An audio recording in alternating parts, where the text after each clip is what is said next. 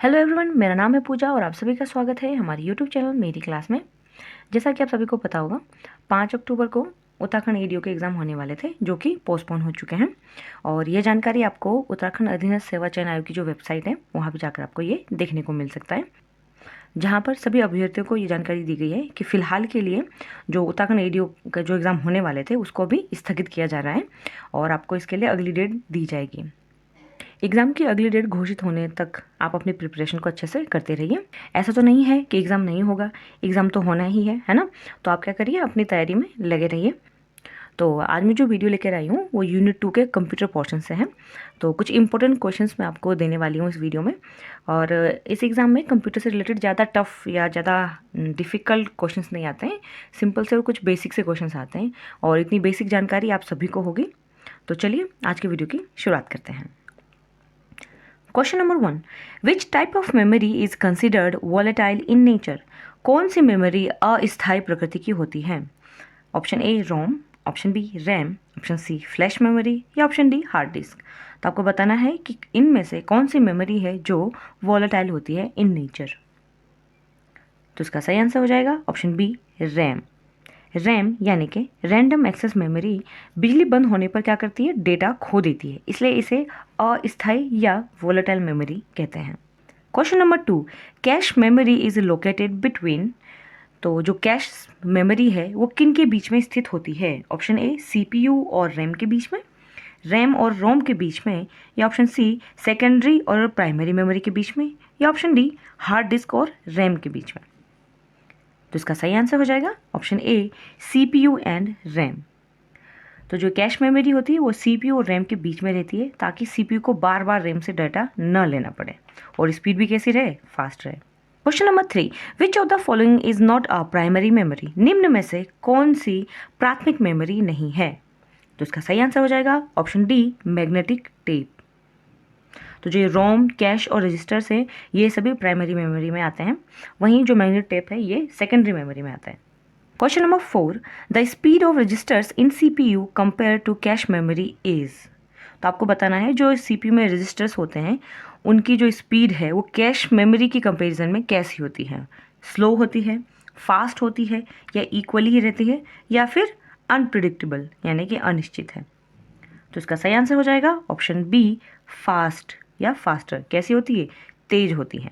Question number 5, virtual memory is a concept that usage?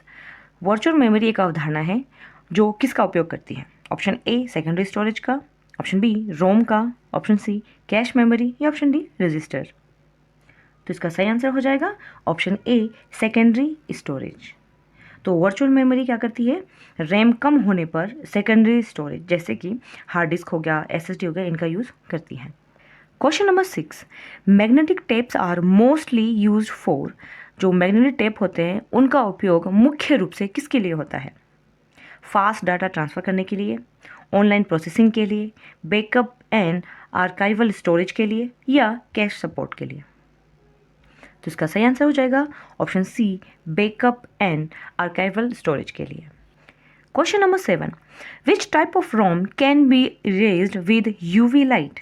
किस प्रकार की रोम को पराबैंगनी यानी कि यूवी प्रकाश से मिटाया जा सकता है?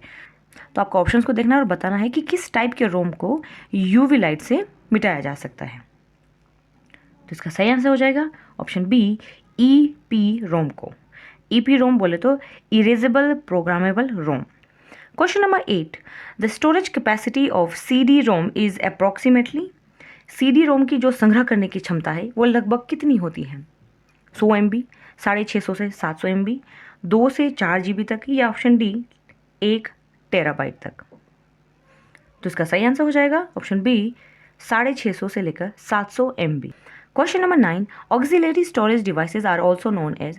सहायक संग्रहण उपकरण को और किस नाम से जाना जाता है? ऑप्शन ए इंटरनल मेमोरी के नाम से, ऑप्शन बी एक्सटर्नल मेमोरी के नाम से, ऑप्शन सी प्राइमरी मेमोरी के नाम से, या ऑप्शन डी कैश मेमोरी के नाम से? तो इसका सही आंसर क्या हो जाएगा ऑप्शन बी एक्सटर्नल मेमोरी।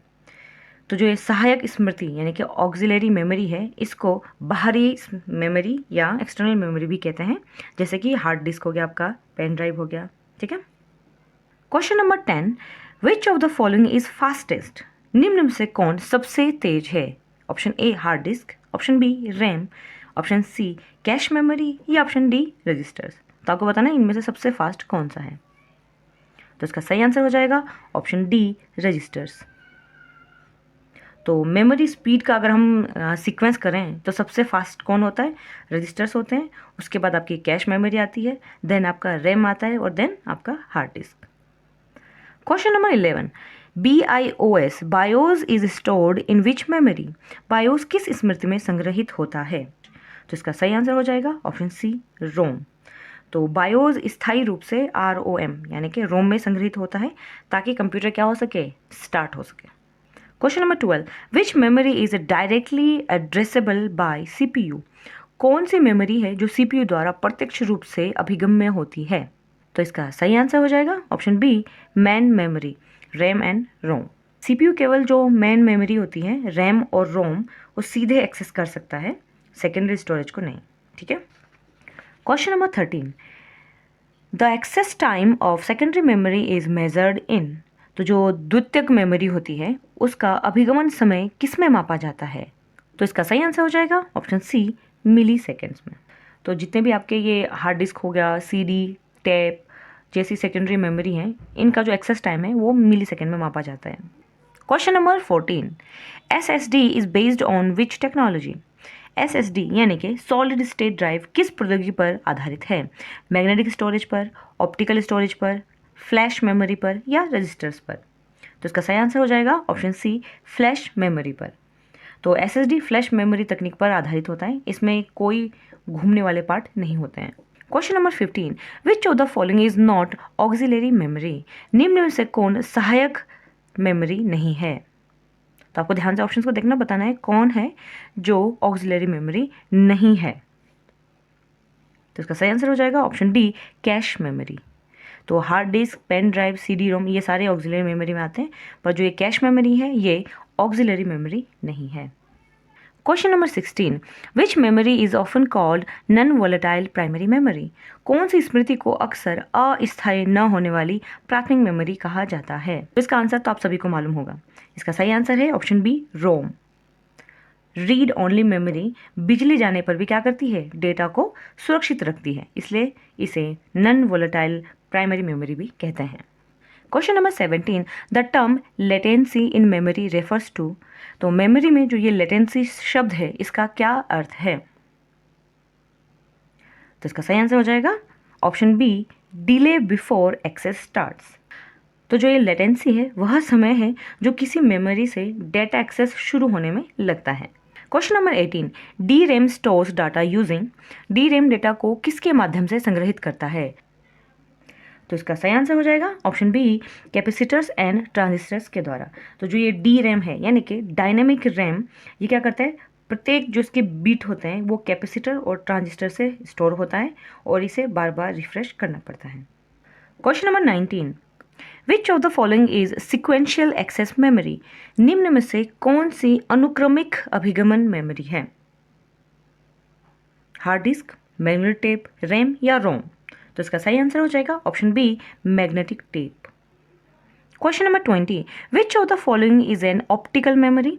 निम्न में से कौन सी एक ऑप्टिकल मेमोरी है। तो इसका सही आंसर हो जाएगा ऑप्शन सी CD और DVD। Question number 21, the word length of a computer depends on. Computer का शब्द लंबाई किस पर निर्भर करती है। तो इसका सही आंसर हो जाएगा option B size of registers. Question number 22, which is true about secondary memory. द्वितीयक मेमोरी के बारे में क्या सही है। ऑप्शन ए ये वोलेटाइल होते हैं, option B it is faster than RAM, option C it is permanent storage या option D it is directly accessible by CPU। तो इसका सही आंसर हो जाएगा option C it is permanent storage. तो जो ये सेकेंडरी स्टोरेज होते हैं जैसे कि आपका hard disk, SSD, pen drive etcetera, ये सब क्या होते हैं, ये स्थायी होते हैं। Question number 23, flash memory is mainly used in. तो जो फ्लैश मेमोरी होती है इसका यूज मुख्य रूप से किस में होता है। तो इसका सही आंसर हो जाएगा option B USB drive and SSD में। तो जो ये फ्लैश मेमोरी होते हैं ये पेन ड्राइव हो गया, आपका SSD हो गया, मेमोरी कार्ड हो गया, इन सब में यूज होता है। Question number 24, which type of RAM needs to be refreshed periodically. किस प्रकार के रैम को समय समय पर रिफ्रेश करना पड़ता है? एस रैम को, डी रैम को, रोम को या फिर फ्लैश को? तो इसका सही आंसर हो जाएगा option B, DRAM. DRAM यानी कि डायनेमिक रैम को समय समय पर रिफ्रेश करना पड़ता है। Question number 25, which among the following is the correct hierarchy of memory speed? निम्न में से मेमोरी की गति का सही क्रम कौन सा है? तो आपको ध्यान से ऑप्शंस को देखना है कि कौन सा क्रम सही है। इसके बारे में मैंने आपको अभी क्वेश्चन 10 में भी बताया था। तो इसका सही आंसर हो जाएगा ऑप्शन ए। सबसे ज़्यादा फास्ट कौन होता है? रजिस्टर, देन उसके बाद कैश मेमोरी, देन रैम और देन हार्ड डिस्क। तो इसी के साथ हमारे कंप्यूटर के जो 25 MCQs हैं यहाँ पे कंप्लीट होते हैं। मैं इस कंप्यूटर के ऊपर कुछ और वीडियोस भी लेके आऊँगी। और आप सभी लोग एग्ज़ाम के पोस्टपोन होने पर स्ट्रेस मत लीजिएगा, दुखी मत होइएगा, क्योंकि एग्ज़ाम तो होना ही है। तो जो आपको ये जो समय मिला है इसको आप एक तरीके से मौका समझिए और इसमें अच्छे से अपनी प्रैक्टिस को इम्प्रूव कीजिए। हम लोग और हमारा चैनल कोशिश करेगा कि आपको एग्ज़ाम से रिलेटेड बेहतर से बेहतर क्वेश्चन प्रोवाइड कराएं। अगर आपको हमारी वीडियोस हेल्पफुल और यूज़फुल लगते हैं तो हमारे वीडियोस को लाइक करें, कमेंट करें और सब्सक्राइब करना बिल्कुल ना भूलें। मिलते हैं नेक्स्ट वीडियो में। Thank you so much.